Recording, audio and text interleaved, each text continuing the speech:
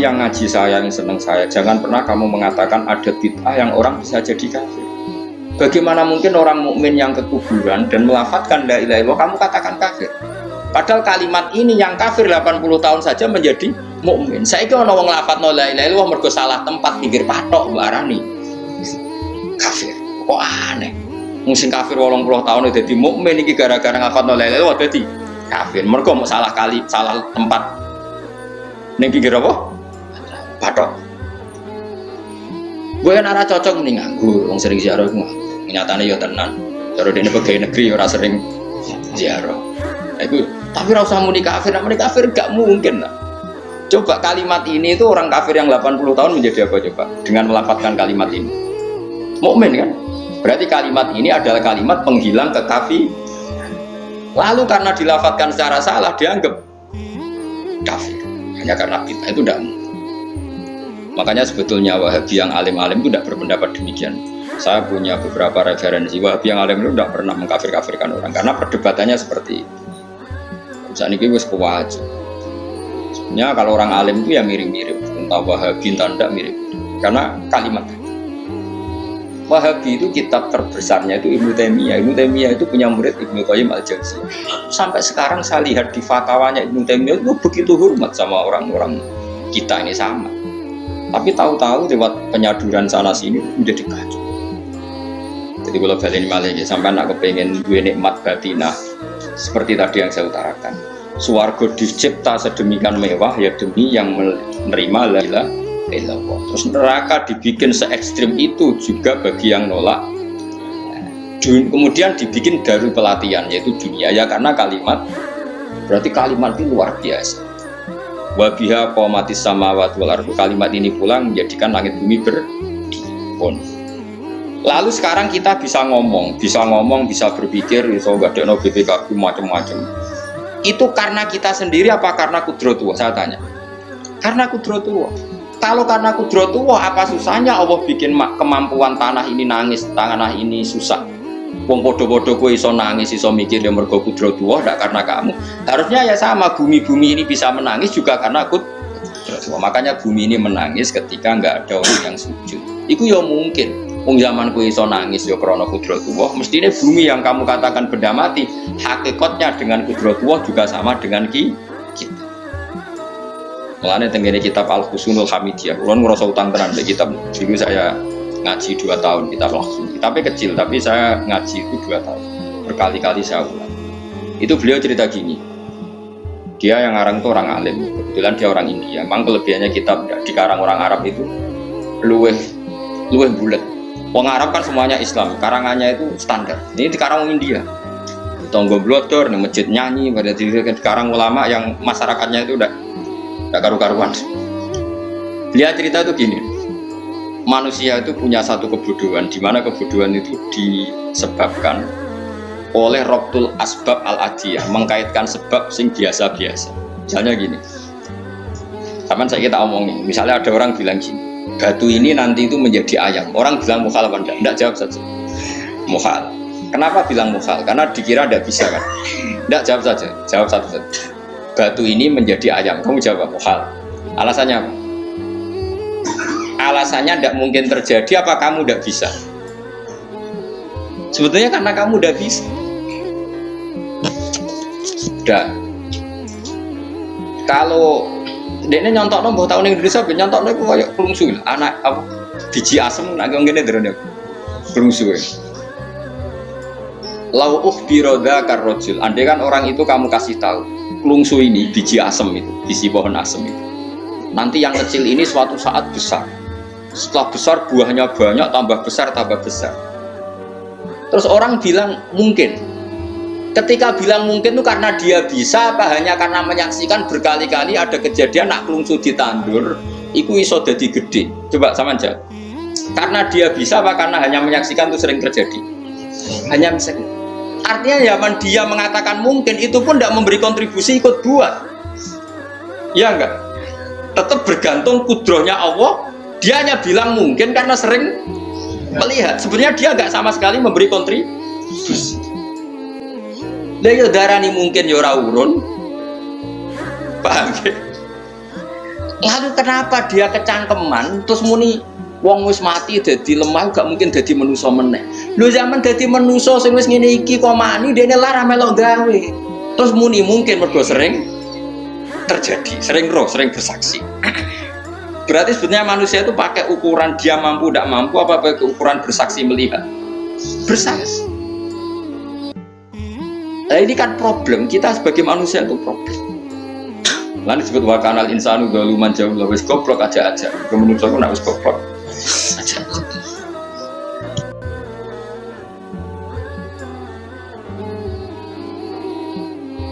Makanya saya kemarin diminta ngisi di pondok kajian. Kalau sampean berdebat sama orang ateis atau orang komunis itu gampang saja.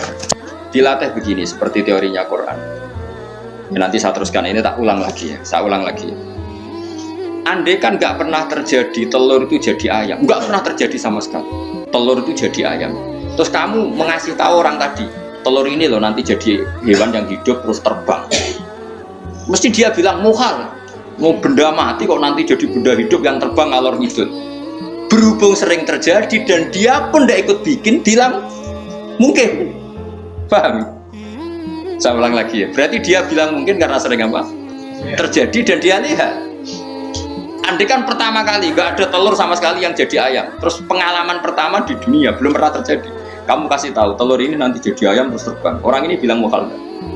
Muhal. Berhubung sering terjadi bilang enggak.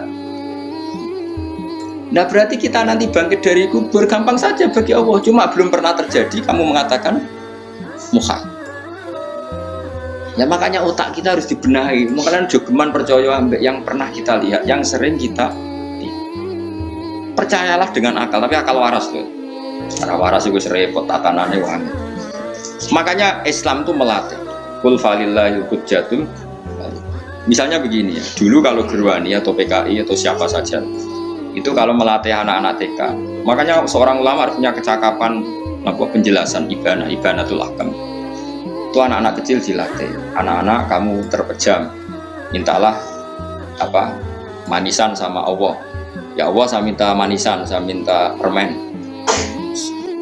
Terus disuruh buka, dapat nggak anak-anak? Nggak dapat bu, wah berarti Allah nggak ada. Sekarang minta sama bu guru. Bu guru kamu minta permen dikasih. Berarti yang ada bu guru bukan Tuhan. Nah, akhirnya jadi gerakan ateisme. Nah sebetulnya untuk melawan gerakan itu kita harus melatih begini misalnya. Saya itu pernah ketemu sama orang yang berpikiran komunis. Oh komunis juga.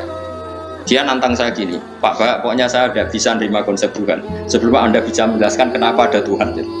Coba elek ini. Aku ngerti aja, cerdas ini tetap cerdas aku yakin tetap cerdas aku.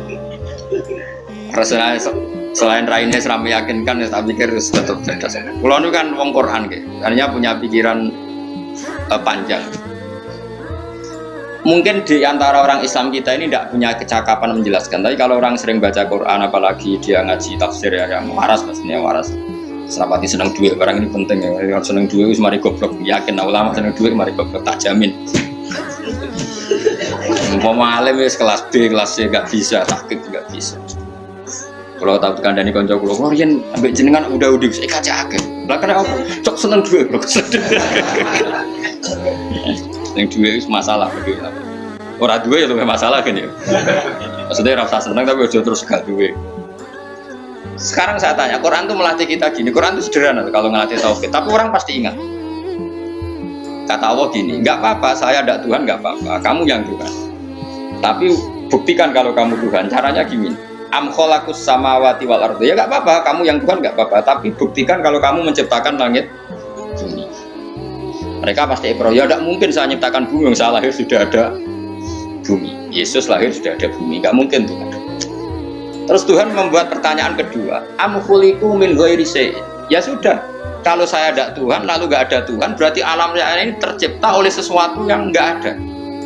Aneh nggak? Misalnya sebelum alam raya ini nggak ada Tuhan, berarti sebelum alam raya ini kan adanya nihilisme, sesuatu yang nggak ada. Kemudian sesuatu yang nggak ada ini menjadi penyebab sesuatu yang ada. Aneh nggak? Menurut aneh, sesuatu yang nggak ada itu mestinya kan nggak bisa ngelabeti, nggak bisa berfungsi, nggak bisa ada gunanya. Mau jenenge ra ono, aku ya ora marai popo. Mau ra ono kok dadi sebab. Sesuatu yang menjadi sebab itu yang wujud apa yang nggak ada? Yang wujud. Saya takut. Nah kalau nggak ada Tuhan berarti alam raya ini lalu sebabnya apa? Ya dari ketiadaan, lalu tiada itu menjadi sebab. Yang tiada kok jadi sebab udah kembali. Mikir.